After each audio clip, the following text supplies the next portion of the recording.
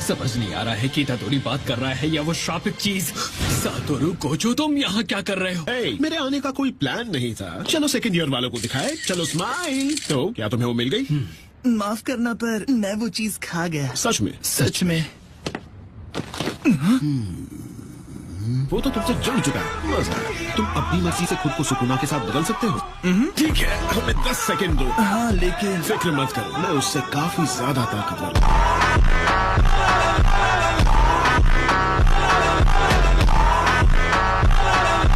ये क्या? तो इस वक्त तुम उन दोनों में से कौन हो? तुम तो सतोरु कोचो। वो कहाँ है? तुम्हारी जगह होता तो अपनी फिक्र करता यूजी इतादोरी, क्योंकि तुम्हें सीक्रेटली एग्जीक्यूट करने का फैसला लिया जा चुका है।